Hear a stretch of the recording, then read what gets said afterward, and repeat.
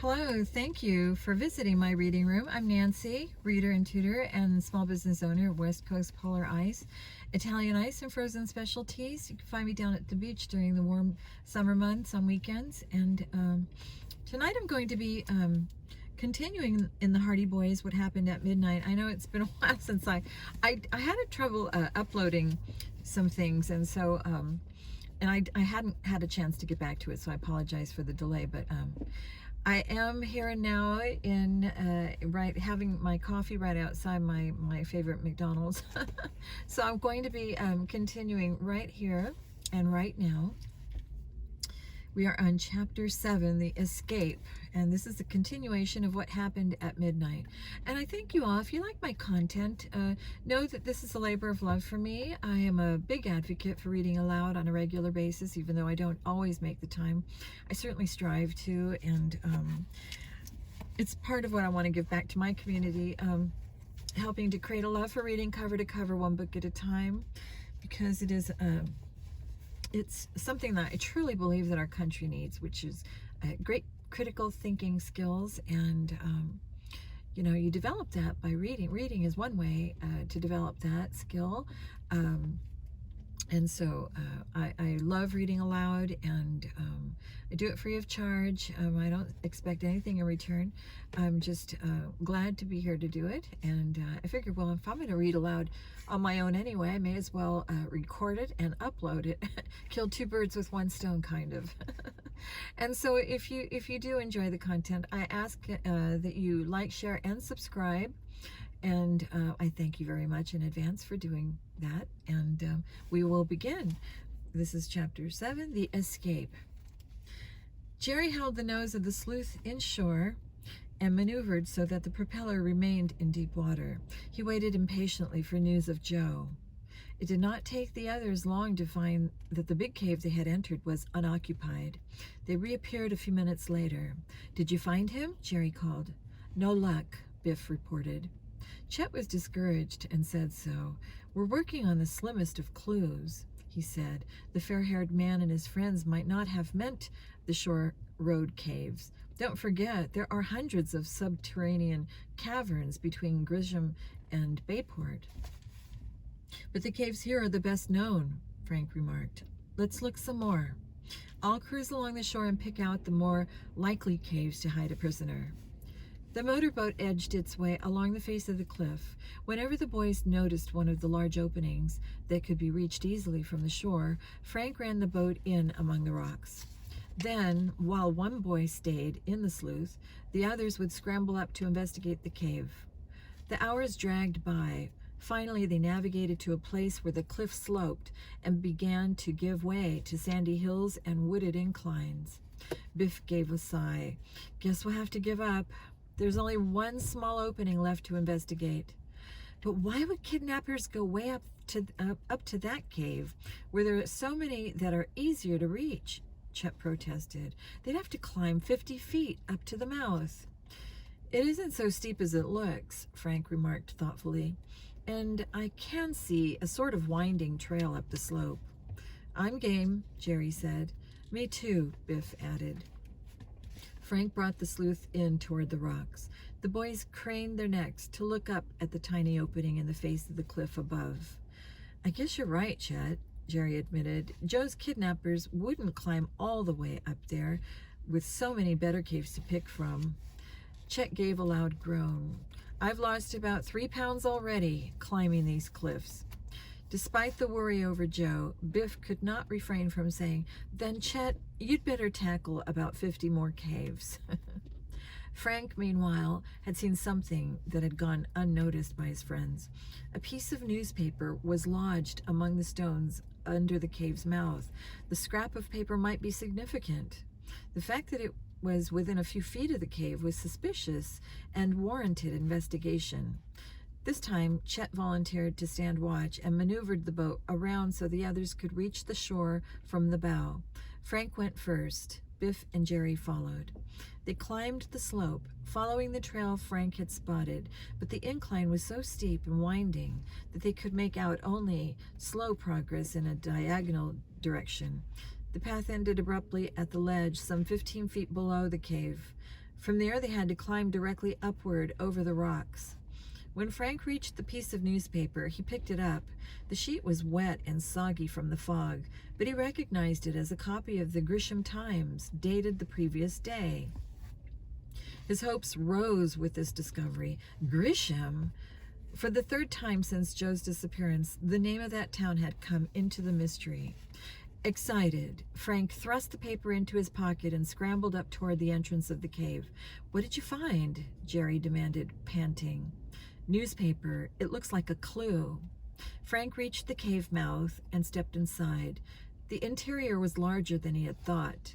Though the entrance was small, the cave widened and seemed to be very deep. The young detective took a flashlight from his pocket and clicked it. He played the beam on the rugged rocky walls, the fairly level floor, and finally focused on a wooden box like those used for shipping food. "Someone's been here," he shouted eagerly as the others entered the cave. "Look at that box. Fresh bread crusts around it." "Don't see anyone now," Jerry observed. "Listen." The boys heard a peculiar sound, which seemed to have come from the back of the cave. The sound was repeated. They listened, staring at one another in surprise. "Someone's groaning," Frank exclaimed. Biff pointed a trembling finger toward a large section of rock about 20 feet away. "From there." Again they heard groaning. "Somebody's behind there," Frank declared. He ran toward the mass of rocks and directed the light into the shadows beyond.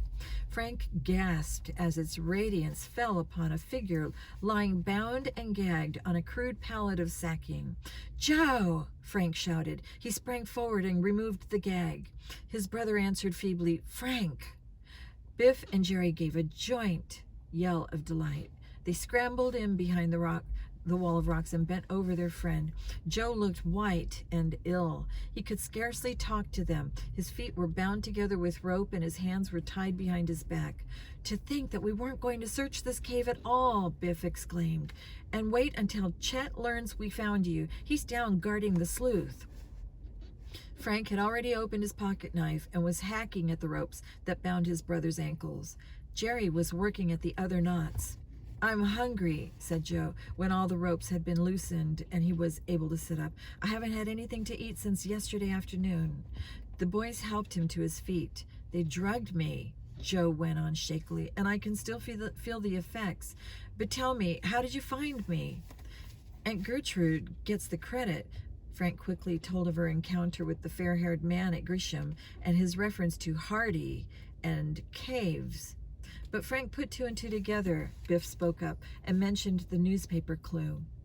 "It was lucky for me you saw the paper," Joe declared. "One of the kidnappers had some food wrapped in a newspaper today. He must have dropped one of the sheets." "Was the big fair-haired man really mixed up in it?" Frank asked. Joe nodded. "He was in it all right. But there were others. They were after that secret in our car. It's a long story. Let me tell you about it later." The boys refrained from asking more questions. "Do you feel strong enough to come with us now?" Frank asked. Joe, with a flash of spirit, started to walk. He wavered a moment and would have fallen if Frank had not caught him. "If you can make it, we'll carry you," Jerry offered. Joe shook his head and sat down weakly. "My legs are so numb from being tied up. I don't seem to have any strength in them. I'd better wait a few minutes." At that moment, they heard a loud noise. It was a clattering, rolling sound, as if a rock had been dislodged and gone tumbling down the steep incline. "What was that?" Biff whispered. Joe got to his feet. "My captors are coming back. Quick, we'll have to clear out." "Can they get in here through the rear of the cave?" Frank wanted to know. "Yes, a passage leads down from the top of the cliff." Frank and Jerry each slipped an arm around Joe's shoulders and helped him toward the mouth of the cave. Biff ran on ahead. When Chet saw Joe, he gave a whoop of joy. The others motioned frantically for silence, but their jubilant chum did not understand their urgent signals. He proceeded to put on a noisy celebration. He yelled, waving his arms, and then, to their horror, began whistling shrilly. The men coming down the passage into the cave would certainly hear the commotion and hurry to investigate. The boys must flee quickly. Frank and Jerry scrambled down the slope with Joe. They reached the first ledge in safety, with Biff slipping and sliding along the path ahead of them. As they commenced the second half of the descent, the boys heard a yell behind them. Frank looked back. A man was standing at the mouth of the cave. He glared at the boys a moment, then turned and shouted to someone behind him. Two other men quickly joined him. "Go on," Joe cried. "I'm holding you up. If they catch us, we'll all be in trouble." "Leave you, my eye," Jerry growled. By this time, Biff had nearly reached the boat. He called out to Chet, who apparently had not seen the men in the mouth of the cave. At Biff's warning, Chet stopped his noise. Frank and Jerry clung to Joe on the narrow path, with loose rocks sliding treacherously beneath their feet. Frank glanced back again. One of the men had drawn a revolver from his pocket and was pointing it at them. Another had stooped and was snatching up stones. The revolver barked. A bullet whistled overhead. Frank and Jerry ducked and almost lost hold of Joe. A heavy stone hurtled past them and splashed into the water beside the boat. A hail of stones followed.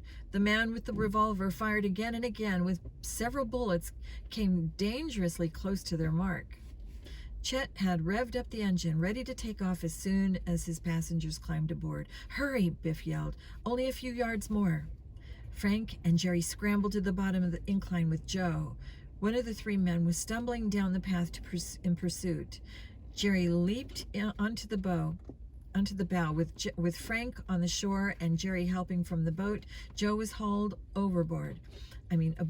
Frank was about to jump onto the bow when he felt a heavy, sharp blow on his left leg. He lost his balance and fell partly into the water. When he tried to rise, his leg doubled beneath him. One of the rocks hurled by the man had found its mark.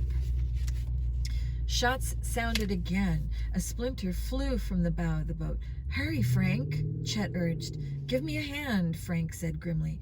Biff scrambled over the side, seized Frank, and laid him on deck. Frank's leg throbbed, and he could scarcely keep from crying out. The man on the path was only a few yards away now. He showered the air with rocks. Chapter 8, An Astounding Report. Smack! A large rock hit the water with a resounding crash only inches from the sleuth. A deluge of spray drenched the boys. Chet at the helm could hardly see. Wiping the water from his eyes, he gunned the motor and took off. The sleuth made stern way from shore. "Gadzooks!" cried Jerry, mopping his face and looking toward the kidnappers. "They've gone." "They sure disappeared in a hurry," said Jerry. "I wish we could have captured them, Frank. How's your leg?" "Oh, it'll be all right, but it sure hurts." He gave a wan smile. "Never mind that, though. The main thing is we found Joe." "Yes, thank goodness," his brother said weakly. Chet had taken the sleuth into deep water and was now speeding toward Bayport. Jerry and Biff were busy trying to make Frank and Joe comfortable on one of the long seats. "To think I missed finding Joe," Chet said in disgust. "I climbed those cliffs every other time and searched. When Joe was found, where was I? Sitting in the boat." "Good thing you were," Jerry retorted. "It's lucky for us someone was here to have the sleuth ready for a fast getaway." "Why did it have to be me?" Chet complained. "Some fellows have all the luck. Joe, tell me about your capture. Who were those men who shot at you and heaved all those rocks? When did they take you to the cave?" "Better let Joe rest a while," Frank advised. "I think we ought to go back and clean up that gang," Jerry put in. "I'd like to learn more about them myself," Frank said, "but I think we'd better leave it to the police. Those kidnappers are a tough outfit. We have Joe to look after. He's in bad shape. We should get him home." "He looks hungry," Chet observed sympathetically, as Frank tuned in their radio and called police headquarters to report the rescue. Joe opened his eyes. "You bet I'm hungry." Chet grabbed the package of sandwiches he had brought with him and handed them to his chum. "I knew these would come in handy," he said. "Dig in." Hold it, Frank warned. No solid food until the doctor says it's all right. Then how about the milk in this thermos? Okay? Okay. Joe drank the milk slowly and gratefully while Jerry satisfied Chet's curiosity about their experience in the cave rescue. Chet whistled. That was a close squeak. When the Hardys reached home, their mother was overwhelmed with relief at seeing Joe safe. Aunt Gertrude hugged her nephew and said, well, this time you deserve sympathy. At least you didn't do something, harum-scarum, and propel yourself right into a mess of trouble. Dr. Bates, the family physician, was summoned to examine the young detectives. No internal damage, he declared, just exhaustion. Joe will be fit in just a day or two. Frank has a deep bruise, which will be sore for a while. Joe was given a steaming bowl of hot soup, then put to bed. He immediately fell asleep. Frank related the story of the rescue and gave Aunt Gertrude credit for the clue. She smiled and blushed, but said nothing. It was not until late that evening, after he had been refreshed by a long, sound sleep, that Joe was able to tell the others what had happened to him. He still looked pale, but good food and rest were beginning to do their work, and a trace of color had returned to his cheeks. As you know, he said, at Chet's party, I chased into the woods after the man who was looking in our car trunk. As I got near, someone reached out and grabbed me. I couldn't see his face. Joe said a gag had been jammed into his mouth and a hand clapped over his mouth, and then he was dragged into a car. Mercy, exclaimed Aunt Gertrude. But why did he kidnap you if he was only after the secret radio? Frank asked. There's another reason, Joe replied. I'll come to that. When we got to his car, I tried to fight him, but he was strong as an ox and managed to tie me up and put me in the back seat. Then he drove away. We went down the road for some distance and stopped. Two men came out of the bushes and walked over to us. One said, "Is that you, Gross?" And my captor growled at them. No names. When they saw me in the car, the men wanted to know who I was. It seems they didn't know Gross was going to kidnap me. Joe said there had been a row about it. The other two men had wanted Gross to bring him back, but he was stubborn. This kid knows too much, Gross had said. He saw the rocks. Besides, his father is a detective. The other men called him a fool and said he should have left me alone and let the other thing go. Sorry for that background noise. A motorcycle with some, I don't know, pretty good music, I guess. One of them told Gross they didn't want the authorities after them for kidnapping. Then they realized it was too late to let me go because there would be trouble when I got back to Bayport and told my story. Joe said the two men got into the car and they all rode for about 2 miles. Then one of the men climbed out and headed across the field toward the bay. We went on. But we hadn't gone far when Gross lost control of the wheel and we crashed into a ditch. The car was wrecked, but no one was hurt. Gross and the other man seemed worried because they were afraid somebody would come along and find them. They took off the license plates. Gross knew there was an old inn nearby. They agreed to go to it and telephone a friend of theirs to bring a sedan. They took a blanket out of the car. We walked up the road and into a lane where the inn was. Without any warning, one of them slugged me from behind, Frank said, and put you in the blanket. Joe said that later. As he started to come to the inn, a drug was forced into his mouth and he was made to drink some water. He passed out and did not wake up until morning, when they were carrying him in the blanket to their friend's sedan. Just as we drove out of the lane and onto the Gresham Road, Joe continued, I heard a car coming and managed to raise up. It looked like ours, so I tried to signal. Then Gross shoved me down. Joe had been driven to Shore Road and taken to the cave through an abandoned shaft. You were there nearly 2 whole days, Frank said. Most of the time I was alone. They fixed up a few sacks for me to lie on, but they didn't pay much attention to me. Once in a while they would bring in the sandwiches and water and feed them to me. Did you find out what they're up to? Frank asked. At night, when they thought I was asleep, I overheard enough to learn one of the gang's secrets. They're smugglers. Aunt Gertrude opened her mouth wide. Smugglers? She gasped. What kind? Diamonds and electronic equipment. That's probably why they wanted to get Mr. Wright's special radio. Joe paused, and Mrs. Hardy asked if he were too tired to go on. No, I'm okay, Mother. I also learned that one of the top men is named Chris. From what was said, I'd guess he's that big fair-haired man who's been watching us. Frank was excited by this news. Now they had something definite to go on. If Joe was right, they could concentrate on finding Chris and turning him over to the police. Joe spoke up. There are 4 or 5 in the gang working with Chris, and others offshore. Chris delivers smuggled diamonds. His pals in the cave, one tall and dark, one red-haired, and one short, mentioned that he had diamonds in his briefcase. Chris thought we had seen them when the case burst open. Gross saw a chance to kidnap one of us to keep us from talking. A stupid move, Frank commented.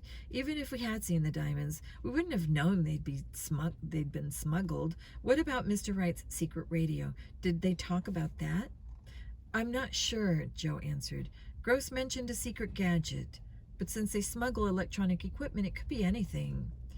Do we still have the transistor? He asked. Yes, but it's my guess someone connected with the smugglers figured out we have the radio and thought it might be in our trunk. Do you know the names of any of the others in the gang? Joe shook his head. I'm sure there's a big boss, but they never mentioned him. One man who came to the cave had a nasal voice. He sounded like one of those burglars at Mr. Wright's house. And he's afraid of someone named Shorty. Frank added, this is a real clue. After a moment, he said thoughtfully, so we're up against a gang of smugglers.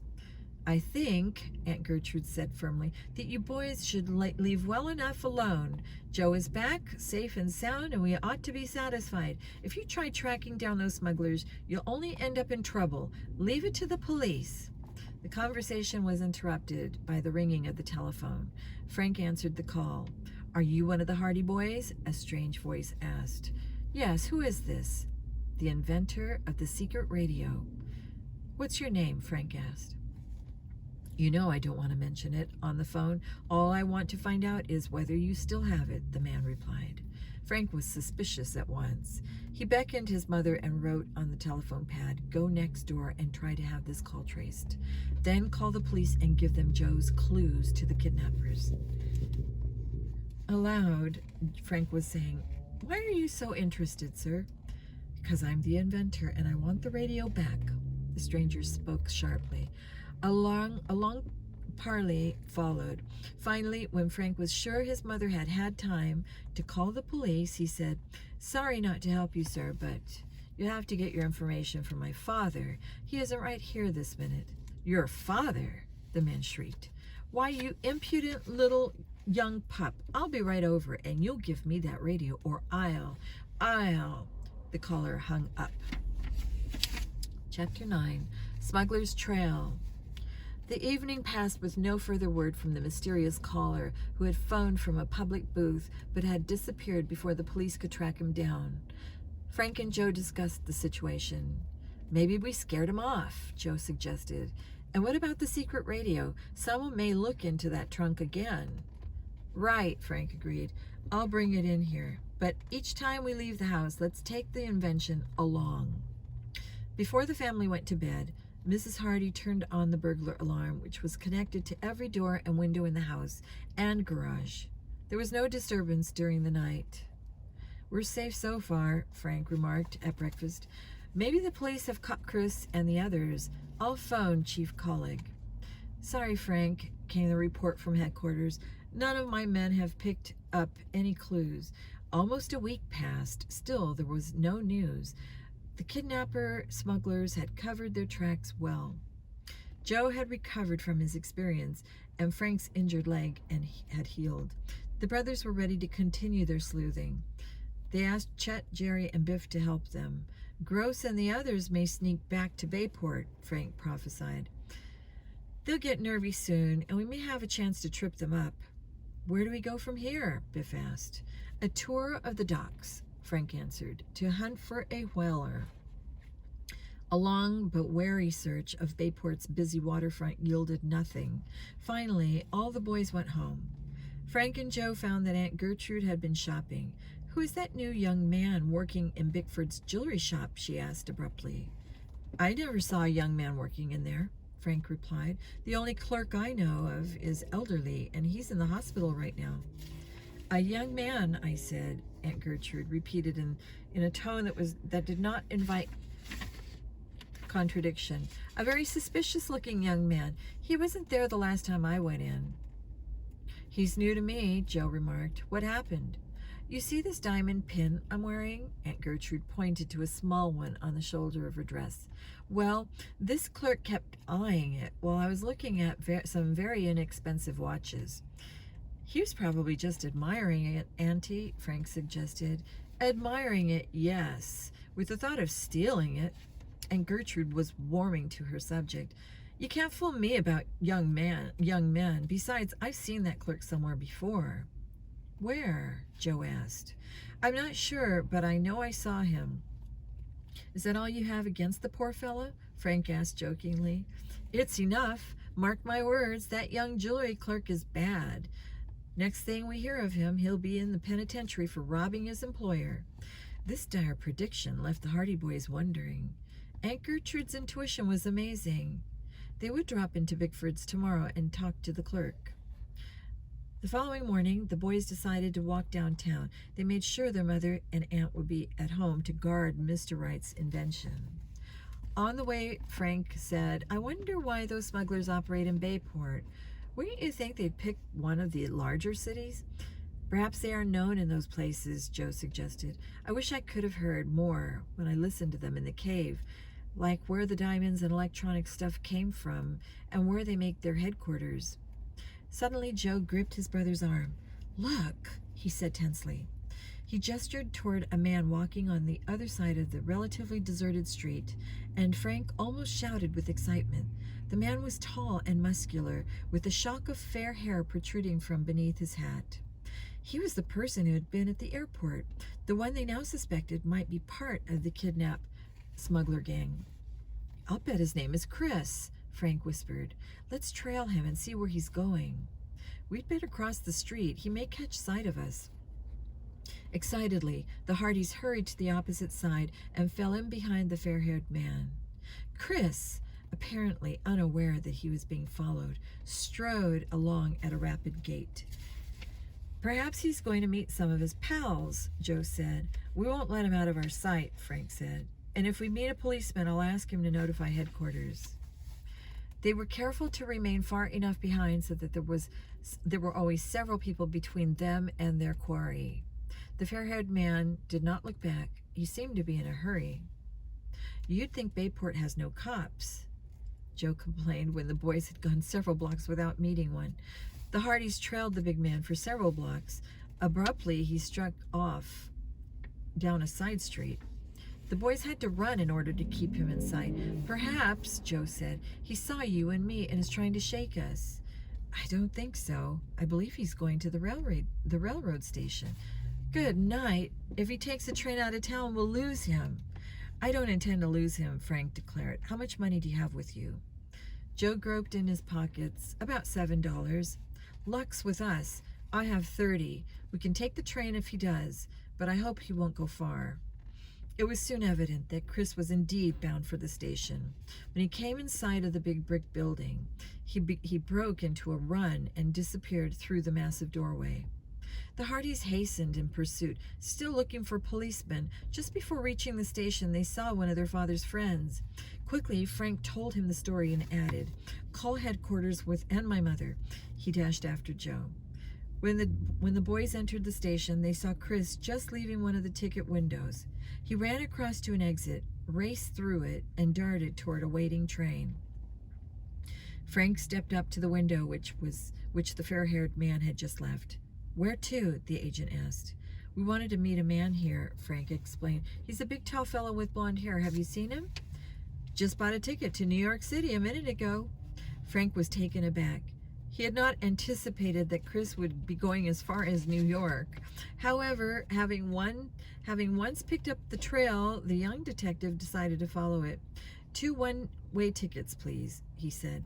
"You'll have to hurry," the agent said. "The express is due to leave right away." Frank grabbed the tickets. He heard a whistle and saw that the train was beginning to move. The boys dashed to the platform. Joe, in the lead, scrambled up the rear steps of the last coach. Frank followed. When the boys had recovered their breath, they went through to the coach Chris occupied. They halted in the rear doorway and made a quick survey of the occupants. Alone in a front seat, they saw a familiar thatch of yellow hair. Chris was unaware that he had been followed. The boys took seats at the rear of the car and settled down for the journey. Chapter 10, Elevator Chase. "I hope the Bayport police communicate with the authorities in New York," Frank remarked. "If they meet the train and arrest Chris, our worries will be over." "And if they don't?" Joe asked. Frank gave a wan smile. "Our troubles will just be starting. There'll be crowds, and it'll be tough to keep track of him." The train did not make many stops, but each time it did, Frank and Joe were ready to hop off in case Chris should alight. At length, the train reached the suburbs, clattering past miles of factories and houses, and finally lurched to a halt in the underground station in New York City. The boys watched Chris intently as the passengers prepared to leave. The fair-haired man did not look back once. He put on his hat and strolled toward the front of the car. "We'll get out at the back and keep an eye on him from there," Frank said. The Hardys scrambled onto the platform where passengers were just beginning to file up the ramp to the waiting room. Chris had not yet appeared, so the brothers, shielding their faces, made their way quickly to the exit gate. "I don't see any police," Frank remarked, disappointed. "No," Joe replied. "I guess we'll have to take over." The boys emerged into the concourse. There, in the enormous high-vaulted station, booming with hollow echoes, they waited for Chris to appear. He stalked through the gate, looking neither to the left nor right. The boys quickly fell in behind him. He towered above the throng, and they had been little difficulty following him. Despite the crowds that jostled them, the Hardys managed to keep Chris in view and pursued him out into the street. "What'll we do if he hops into a taxi?" Joe asked. "Hop into one ourselves and hope we can trail him," Frank said. "I'd feel better if we had more money with us," Joe mumbled. The man they were trailing still seemed unaware that he was being followed. "It's going to be mighty hard for one taxi to follow another in this traffic," Frank remarked. "Maybe we won't need one," his brother suggested. "Anyhow, these New York taxi drivers are pretty clever. I think if we tell one to follow a car we point out and make it worth his while, he could do it." "Going to cost a lot of moolah," Frank said. They were relieved when their quarry continued walking. "Come on," Frank called. The two sleuths had a twofold problem: to follow Chris and be careful he did not suspect they were after him. Twice he swung around while they hurried along the crowded sidewalk, and it seemed as if he were suspicious. On these occasions, the boys dodged back of passers-by. After two momentary surveys, Chris hastened on again. "I don't believe he saw us," Frank murmured as they again took up the chase. "No, evidently not, but we're coming to some heavy congestion. Look at the crowd. And there are traffic signals. If he gets across the street ahead of us and you and I are held up by a red light, we'll lose him." The boys were anxious as they approached a busy corner where a policeman was directing the flow of automobiles and pedestrians. "Shall we ask his help?" Joe asked. "I doubt he could leave his post," Frank answered. Just what Joe had feared took place. Chris was among the last to slip across the thoroughfare before the lights flashed from green to red, and the officers blew his whistle sharply. Joe groaned. "Just our luck," he cried. "Look," Frank exclaimed. "We're in luck." Chris was speaking to a man on the other side of the street. Evidently, the stranger had asked directions, and Chris had halted to explain and point out the location of a certain street. He took much pains with the man that by the time he finished, the traffic light had again flashed green. "Let's go," Joe cried. They trailed Chris along the street for several blocks. Then he turned into a large office building. Inside was a row of elevators opposite the entrance. Frank and Joe hesitated a few seconds about following Chris. Come on, Joe urged. If he gets in an elevator and we aren't there, we won't know what office he's going to. You're right, Frank agreed. They hurried into the lobby just as Chris stepped into one of the cars. The door closed and he shot upward. Fortunately, he was the only passenger and the boys watched the dial. The car stopped at the 10th floor. I hope he doesn't get away, Joe murmured excitedly. We never would have dared get into the same elevator with him, Frank said. He'd have recognized us. The boys stepped into the next car. It soon filled and shot up, leaving passengers off at various floors. The boys left in at the 10th. The boys left it at the 10th. Each wondered if they could locate Chris in the maze of offices. Again, luck was with them. As Frank and Joe looked down a corridor, Chris was just entering an office. Evidently, he had been delayed looking for his destination. The Hardys hurried to the door as it closed behind the suspect. It was a green-painted steel door with an open transom. The sign read, South African Importing Company, wholesale only. I wonder what he's doing in there, Joe murmured. Frank put a finger to his lips. The sound of muffled voices could be heard from the office. Apparently, Chris and the others inside were so far from the door that their conversation was indistinct. A moment later, Chris's voice came loud and clear. He must be walking toward the outer door. We'd better scram, Frank advised. When he comes out, shall we grab him? Joe asked. Frank shook his head. If those are buddies of his in there, they may grab us. The boys scooted up the corridor and watched Chris over their shoulders. He did not notice Frank and Joe. The suspect was looking intently at some papers in his hand as he went to the elevators and pushed a button for an ascending car. He was going to a higher floor. Shall we follow him? Joe whispered. Too risky. Let's go down and wait in the lobby, then take up the trail again. After Chris had gone up, the boys took a down car. On the ground down, they watched each descending elevator. After half an hour had passed, their patience was rewarded. Amid a carload of businessmen, they saw the burly form of the big blond man towering above all the others. Come on, Frank whispered to Joe as Chris moved toward the street doors. Again, the chase was resumed in the crowded street. For several blocks, Chris maintained a straight course. Then he swung around a corner and stalked down a side street. The sleuths hurried after their quarry and saw him dip beneath a restaurant sign below a street level. Oh no, Joe muttered. If we follow him in there, he can't miss us. Let's see if there are many customers inside, Frank suggested. If so, we might just be able to get away with it. Could be he's meeting someone there. Frank went down the steps leading to the restaurant and made a quick survey of the place through the door. It was almost full. Chris is taking a table in the rear, and he's not facing the door. Come on, Joe. We're not letting him out of our sight. Boldly, Frank and Joe entered the place. It was a cheap restaurant with a row of booths along one side. The boys slipped quickly into one of the compartments. They could watch Chris, but he could not see them. This is a break, Joe whispered. An untidy-looking waiter came over and they gave their orders. After he had gone to the kitchen, the boys put their money on the table. There's enough to pay for a hotel room if we have to stay over, and a few more meals. We can't afford to hang around New York long, Joe remarked, eyeing their available cash. I guess we'd better tell the police about Chris and forget trying to spot his buddies. Suddenly, Frank sat bolt upright. Chris is getting up from his table. Leaping lizards, Joe exclaimed. He's heading right for us. Chapter 11, Discovered.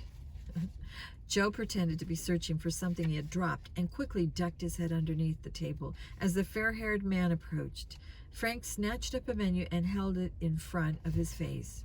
There was a tense moment as Chris drew nearer.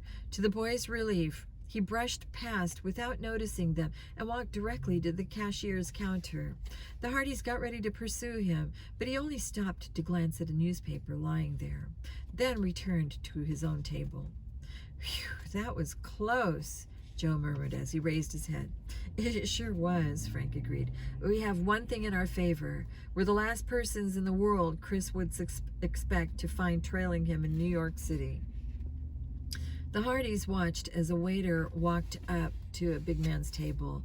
Apparently, Chris was well known in the restaurant, for the two exchanged a few words, laughing all the while. Presently, a slim, sharp-featured man emerged from a door to the kitchen and went directly to Chris. He sat down, then began to talk. "I think," Joe whispered, "it's time for some action. How about my going outside and looking for a policeman?" "Good idea, Joe. I have a feeling the man with Chris should be investigated too. He may be one of the smugglers." Joe slid from the booth and went outside. No officer was in sight, but there was a public telephone booth nearby. "I'll call headquarters from here," Joe decided and dialed the number. He was connected with the lieutenant, who said that they had been alerted by Chief Colleague, but the boy's message to him had been delayed, and the call to New York had come too late for the police to meet the train from Bayport. "I will send 2 officers to the restaurant. If this man Chris hasn't started to eat yet, he'll be there for a while. By the way, we got a message that you are to phone your home at once." "Thank you," said Joe, and hung up. He immediately dialed the Hardy house, and Gertrude answered. "My, you boys certainly take off fast. You ought to be right here taking care of the secret radio mystery." "What do you mean, Auntie?" "I mean that I can't understand your father. He sent a telegram saying inventor will phone. Do as directed." "Well, the inventor called and said we should leave the radio on the front steps at 10 o'clock tonight." Joe was astounded. After a moment's thought, he said, "I think the telegram was a hoax. Dad would never do such a thing. Somebody may be listening in on this call, but I'll take a chance. Put a package on the steps, but not the radio. Then ask the police to shadow the house and pick up this fake inventor. I have to say goodbye for now. Frank and I have one of the gang almost nabbed. Give my love to Mother. Tell her we're sorry we couldn't call before this." Joe returned to the restaurant and in whispers repeated his whole conversation. Frank nodded, then pointed to Chris's table. "I heard that thin guy call him Chris, so we know for sure we're on the right track." The smuggler and his companion were busily engaged with pencil and paper. Chris seemed to be explaining something that did not please the other man, for he shook his head doubtfully and crossed out what Chris had already jotted down. "I'd give anything to know what those two are talking about," Frank said in a low tone. "So would I," Joe replied, and started to eat. At that instant, the boy's attention was diverted to a stocky man who had just entered the restaurant. He glanced in their direction, then made his way toward them. He planted himself in front of their table and glared at the Hardys. "What's the idea of sitting at my table?" he demanded. "Your table?" Frank asked in surprise. "Yes, this is my table you're sitting at. You'd better clear out." "There's a lot of other tables," Frank retorted in a low voice. "Sure, and you can have any one of them you like." Frank decided that nothing would be gained by arguing with the stranger. Both boys returned quietly to their meal and did not look up. "Well," the man roared, "are you going to move?" "As soon as we've finished our lunch," Joe snapped. "You'll move now. This is my table you're sitting at, and I mean to have it." The young sleuths were infuriated by the intrusion. Unknowingly, the man was putting them in a difficult position.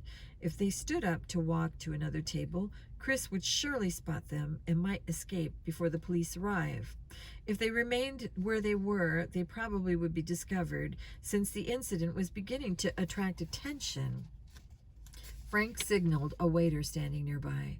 "What's the trouble, Mr. Melvin?" he asked. "These kids are sitting at my table," Melvin protested. "Make 'em move." The waiter looked uneasy. "I can't ask these young men to move, Mr. Melvin. They were here first. Ain't I a good customer at this restaurant?" "Yes, indeed. But there are plenty of other tables, sir, if you don't mind." "I do mind. These boys can get out of here, or I won't come back to this restaurant again," Melvin shouted. Frank saw that Chris and his friend had turned and were looking in the Hardys' direction. At once, Chris spoke to the sharp-featured man, who nodded. Then both darted toward the kitchen door and disappeared through it. Joe said to the waiter, "We're not afraid of this fellow, but we'll just have to leave to save trouble." The boys got up, Melvin breathing defiance and declaring that no person could sit at his table and get away with it, promptly sat down in the seat Frank had just vacated. Joe dashed to the back of the restaurant and whirled into the kitchen. Chris and his friend were not in sight, but a back door was open, and Joe assumed the men had ducked outside and up a delivery alley to the street. He hurried back into the restaurant. Frank had hastened to the cashier's desk and paid the boy's check. Then he ran up the front steps and into the street. The police had not arrived. Joe joined his brother. "Chris left by the back door," he said. "He should be coming up that alley." When the two men did not put in an appearance, he added, "You stay here, Frank. I'll run down." Joe returned in a short time. "Come on," he cried, and explained that the alley joined another one that led to a busy street beyond. They followed it to the sidewalk, which was teeming with pedestrians. Chris was not in sight. "We've really lost him this time," Joe commented in disgust. "I have an idea," Frank said. "Let's walk along the street in opposite directions for about 10 or 12 blocks. I'll head downtown, you uptown. There's a slight chance one of us might spot Chris." "But he might have gone cross town," Joe argued. "You're right. But what have we to lose?" "Okay, Frank, I'm game. But there's just one hitch. If I should see Chris, how do I let you know, and vice versa?" Frank looked around and pointed to a public telephone booth. He walked over and jotted down the number. Rejoining his brother, he said, "We'll meet back here in a half hour. However, if one of us gets back and the other isn't yet, I say stay by the phone and wait for a call." He handed Joe a copy of the number and took one himself. "Here's hoping," Joe declared with a grin as the boys went their separate ways. Frank walked along slowly, dividing his attention between weaving among pedestrians and searching for his quarry. When he had covered nearly 15 blocks, Frank decided to work his way back on the opposite side of the street. He stopped for a moment at an amusement arcade to watch the people playing the various coin-operated machines.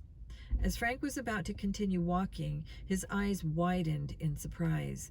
Toward the rear of the arcade, a big fair-haired man was engaged in conversation with 3 ominous-looking characters. Frank carefully edged his way inside the arcade for a better look. He was certain now. The man was Chris. Chapter 12, Tunnel Scare. Frank mingled with the crowd in the arcade and cautiously worked his way toward the spot where Chris and his companions were standing. He kept glancing toward the street, hoping a policeman would come along. Soon the young sleuth was close enough to overhear the men's conversation. "Sounds like you got in with a gang that's going places," declared one of Chris's companions. "How about talking to your boss and getting us in on the action?" "Sorry, but I can't help you guys," the fair-haired man answered. "The big boss has all the men he needs." "Keep us in mind if anything comes up," one of the trio chimed in. Just then, a man who had been playing one of the game machines alongside Frank shouted, "Whee! I've won 10 in a row. I must have broke some kind of record." The outburst caused Chris and his friends to look in the man's direction, and therefore right at Frank. The boy turned quickly and gazed into one of the coin-operated machines. In its highly polished surface, he could see Chris's reflection. "He must have recognized me," Frank thought, noting a look of surprise on the smuggler's face. Frank watched while the fair-haired man whispered something to his friends, then turned to go back to the street. Determined not to let the big man out of his sight and to contact the first police officer he met, the young detective started off in pursuit. To his dismay, he was intercepted at the entrance by Chris's 3 companions. "Where do you think you're going, kid?" one of them growled. Another said, "We don't like the idea of our pal being shadowed." "Get out of my way," Frank demanded. One man stepped behind the youth. The other two each grabbed an arm and led him out of the arcade. "We're going for a little walk," one of them snarled. "And if you make one sound, it'll be curtains for you." Frank was forced to walk about a half a block. Then he was led into a dark, narrow alley.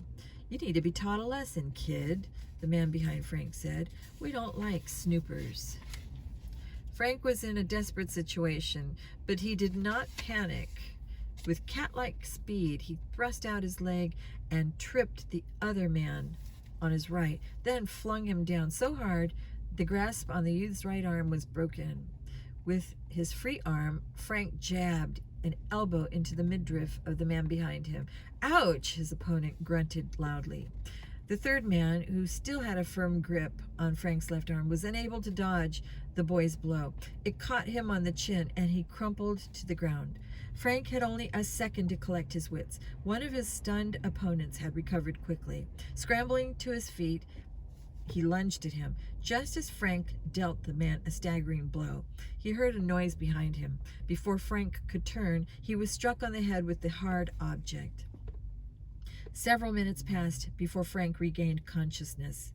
He slowly got to his feet and looked around. The three men were gone. Frank grimaced as he felt a large swelling on the back of his head. Then he noticed that his wristwatch and wallet were missing.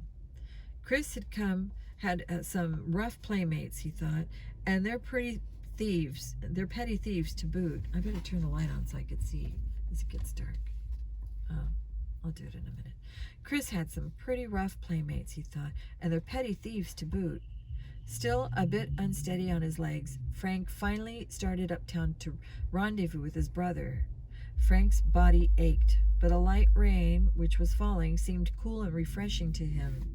When Joe saw Frank's condition, he exclaimed, "Leaping hyenas! You look as if you'd been fallen into a cement mixer." "Not quite," Frank replied. "I ran into some of Chris's pals." "What? You mean you caught up with the smuggler?" "Yes, but lost him again. I'll tell you all about it later, but first, let's find some shelter from this rain. I'm cold." They ducked into a doorway.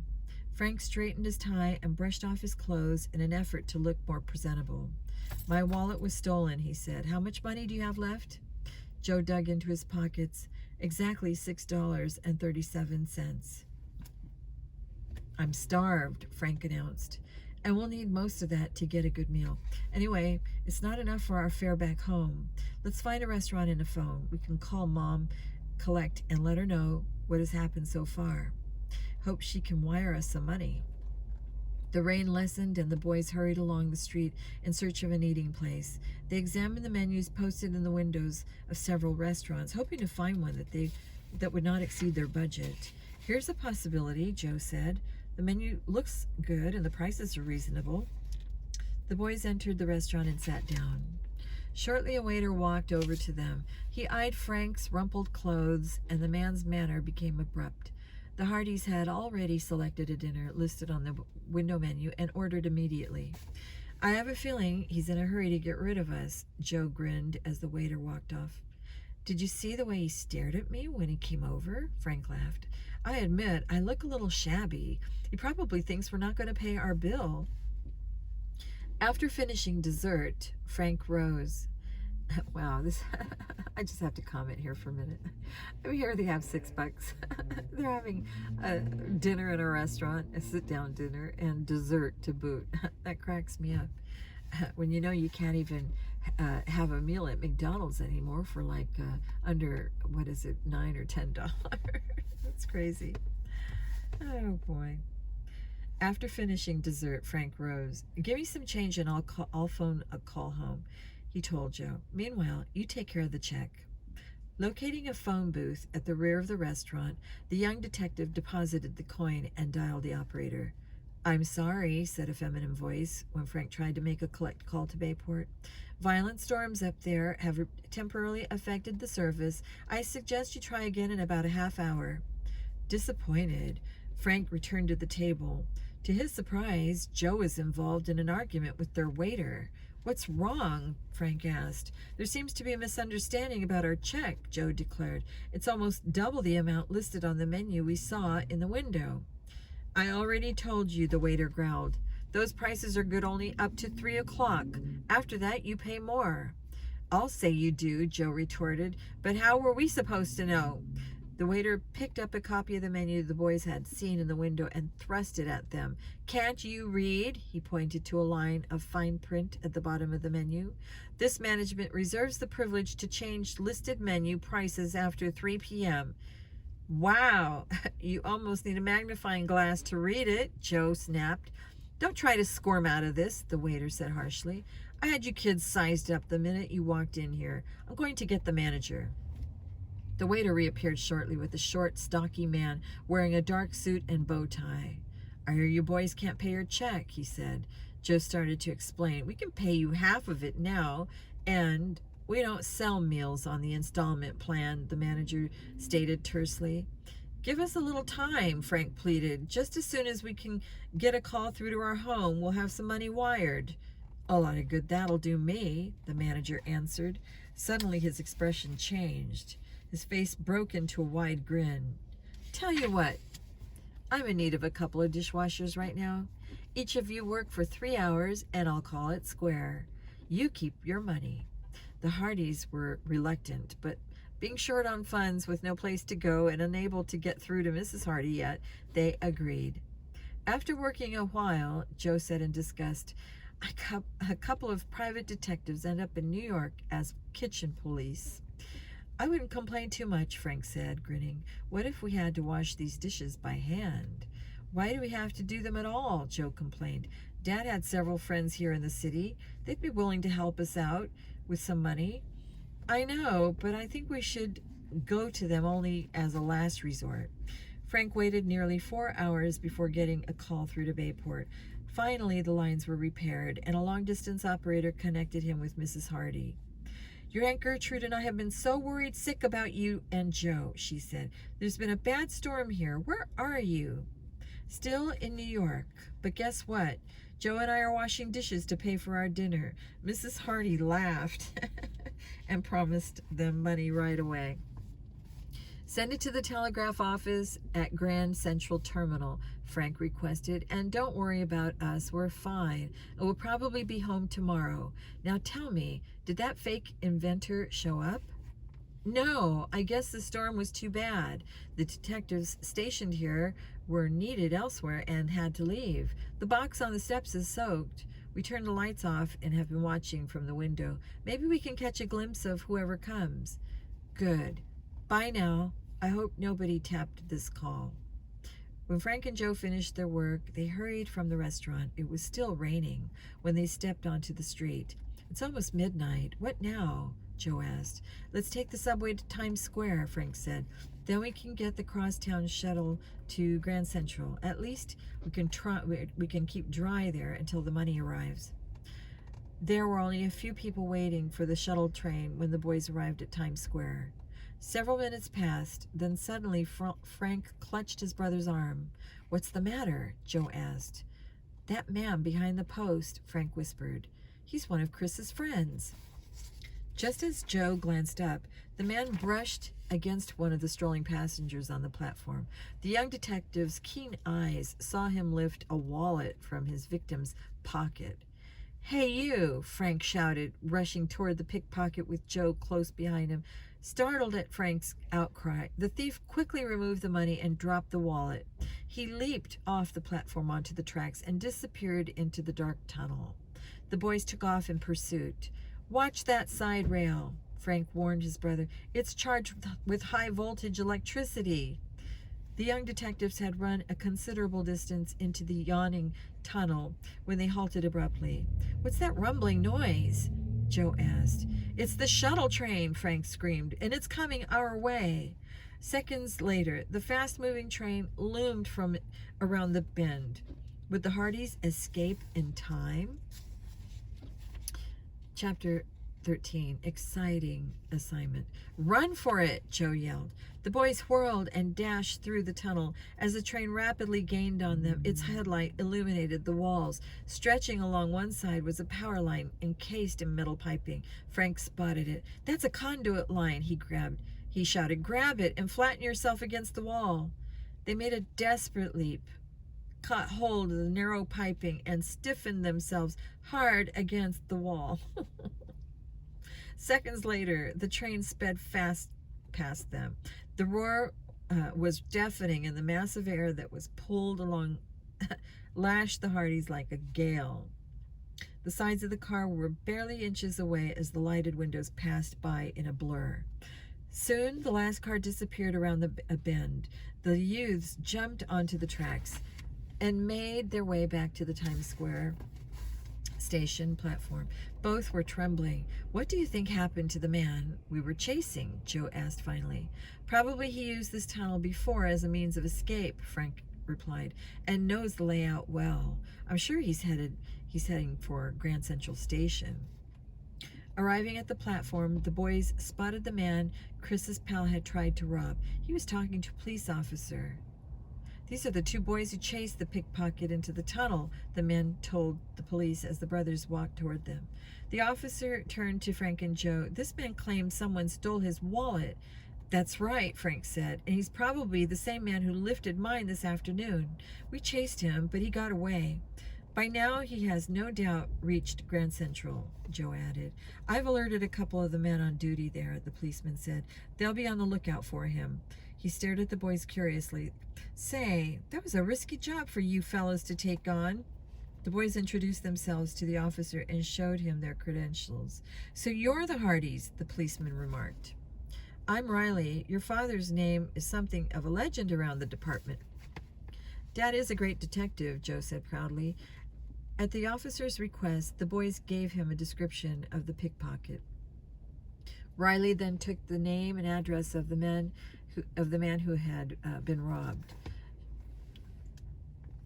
Shortly, the next train arrived and the Hardys stepped aboard. When they got off at Grand Central Station, Frank and Joe noticed a commotion at the far end of the platform. A group of spectators had assembled. Let's see what's going on, Frank suggested. As the boys walked forward, Joe's eyes widened. Hey, look, he yelled. There's the pickpocket we chased. He's being questioned by two policemen, Frank observed. That was quick work. They must have nabbed him coming out of the tunnel. The boys pressed their way among the spectators. I ain't done nothing, they heard the pickpocket snarl. That's not true, Joe declared. He tried to steal a man's wallet. My brother and I saw the whole thing. And I suspect he took mine and is a pal of some smugglers, Frank added. Who are you? One of the policemen asked. The boys identified themselves once more, then related the incident at the Times Square station. One of the officers nodded. We were alerted to be on the lookout for this guy. We know all about him, the second policeman said. His name is Torchy Merks. Has 2 convictions for petty larceny. We had reports of a pickpocket that looks like him working the subways recently. You're crazy, Merks growled. I'm being railroaded. We'll see about that. The officers requested the boys to accompany them. At the precinct, Merks was marched off to the interrogation room. A few minutes later, a tall, muscular, square-jawed man emerged from the squad room. He walked directly to the Hardys and extended his hand in greeting. One of the officers just told me you're the sons of Fenton Hardy, he said. That's right. It's a pleasure to meet you. I'm Detective Lieutenant Danson.